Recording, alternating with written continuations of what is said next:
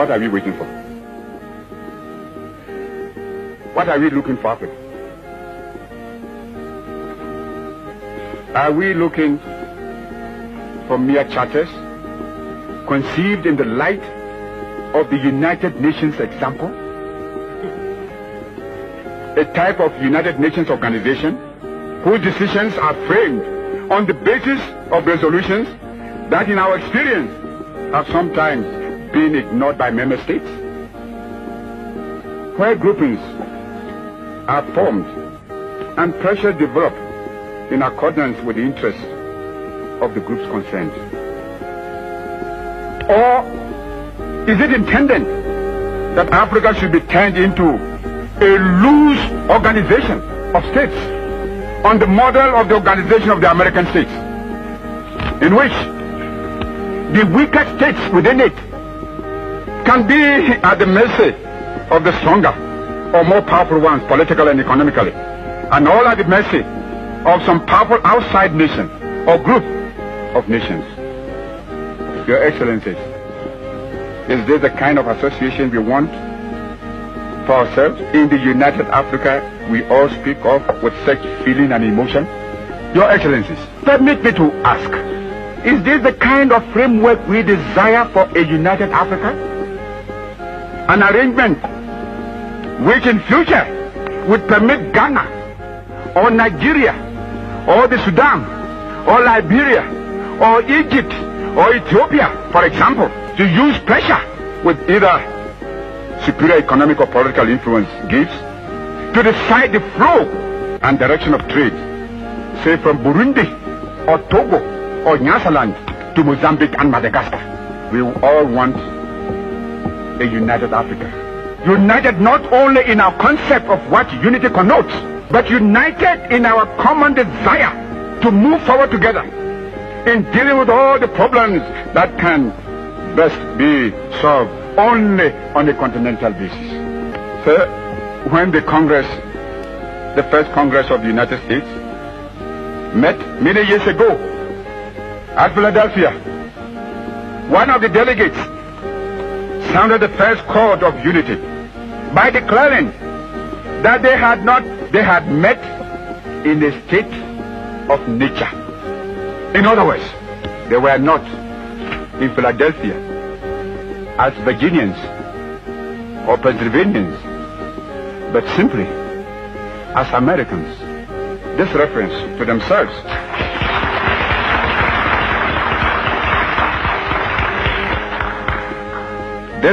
to themselves as Americans was in those days a new and strange experience.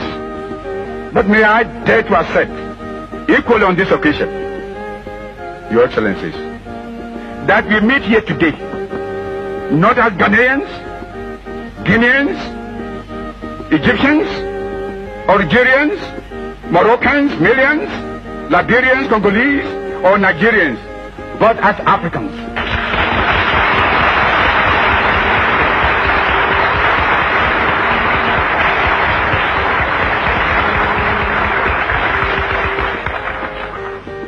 Africans united in our resolve to remain here until we have agreed on the basic principles of a new compact of unity among ourselves, with guarantees for us and our future, a new arrangement for continental government.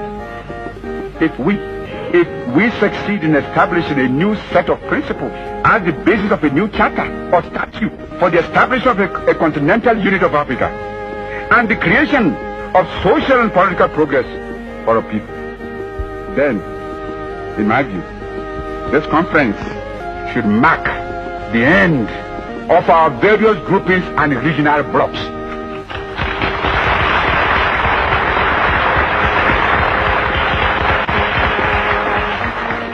But if we fail and let this grand and historic opportunity slip by, then we shall give way to greater dissension and division among us, for which the people, the masses of the people of Africa, will never forgive us.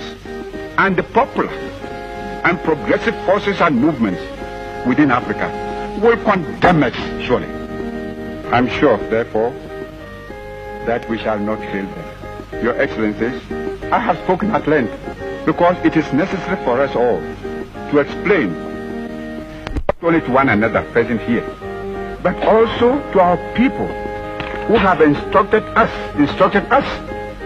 the fate and destiny of the African continent.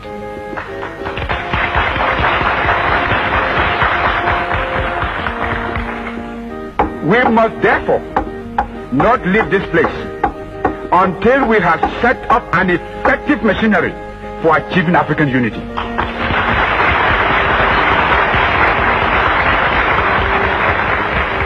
To this end, I now propose for your consideration the following.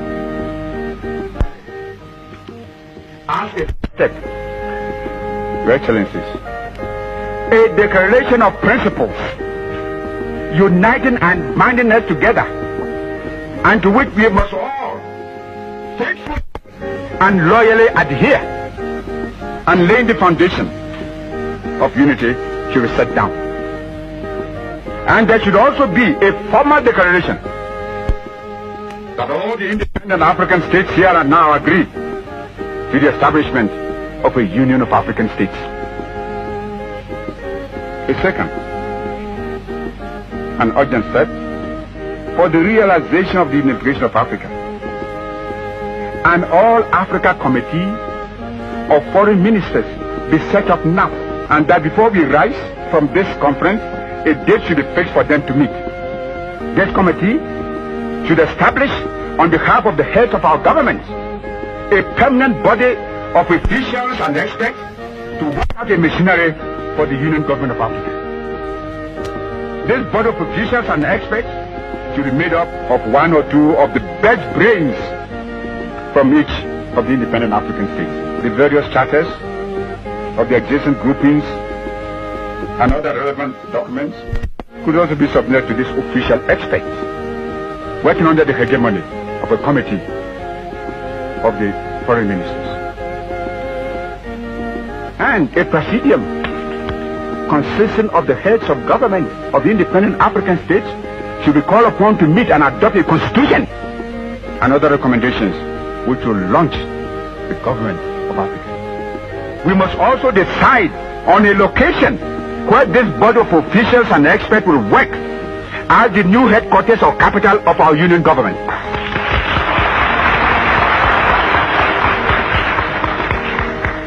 Some central place in Africa might be the fairest suggestion. From my view, either at Bangui in the Central African Republic or in Libreville in the Congo.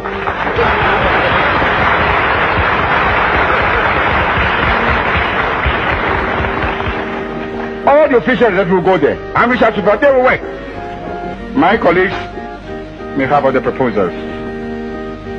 The Committee of Foreign Ministers, officials and experts should be empowered, because we have no time, to establish, 1, a commission to frame a constitution for the Union Government of African States.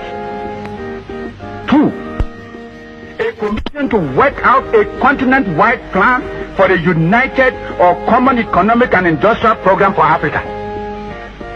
This plan should include for setting up a common market for Africa, an African currency, African monetary zone, an African central bank, a continental communication system. 3rd, a commission to draw up details for common foreign policy and diplomacy. A commission to produce plans for a common system of defense. A commission to make proposals for a common African citizenship. These commissions will report to the Committee of Foreign Ministers, who should in turn submit within 6 months of the conference their recommendation to the Presidium.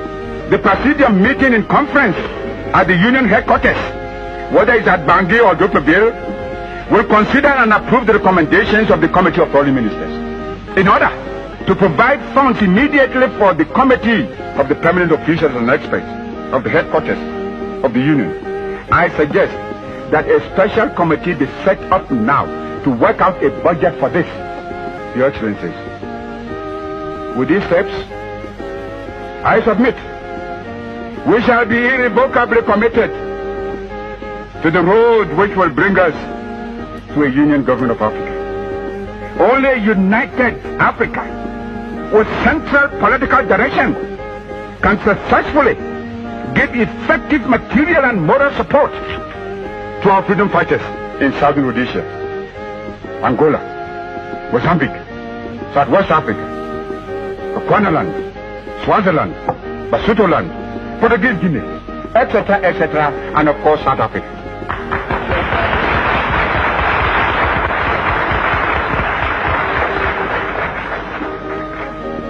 All Africa must be liberated now.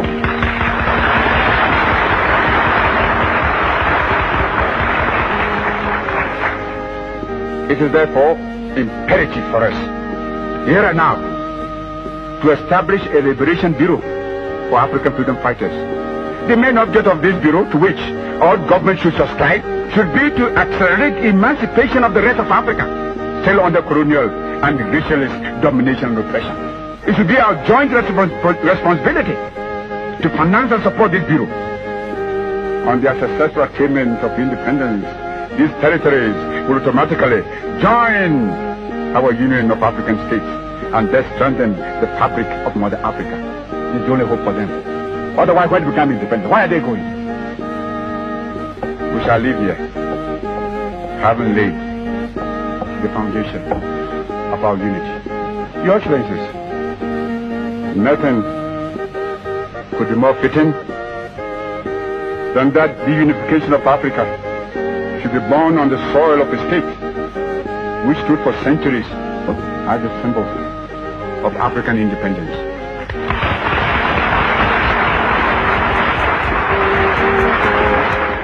Let us return to our people of Africa, not with empty hands and with high-sounding resolutions, but with the firm hope and assurance that at long last, African unity has become a reality.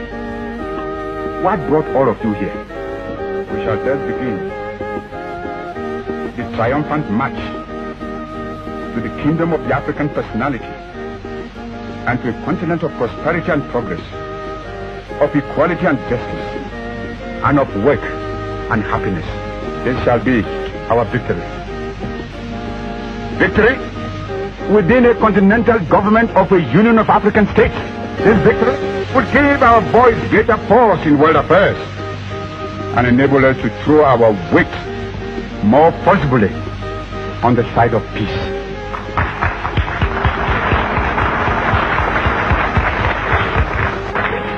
The world needs peace, in which the greatest advantage can be taken to the benefits of science and technology. Many of the world's present ills are to be found in the insecurity and fear engendered by the threat of nuclear war. Especially, do we, the new nations, need peace in order to make our way into a life of economic and social well-being amid an atmosphere of insecurity and instability that will promote moral, cultural, and spiritual fulfillment. If we in Africa can achieve this example of a continent knit together in common policy and common purpose, we shall have made the finest possible contribution to that peace for which all men and women thirst today, and which will lift once and forever the deepening shadow of global destruction from mankind. Ethiopia shall stretch forth her hands unto God. Africa must unite.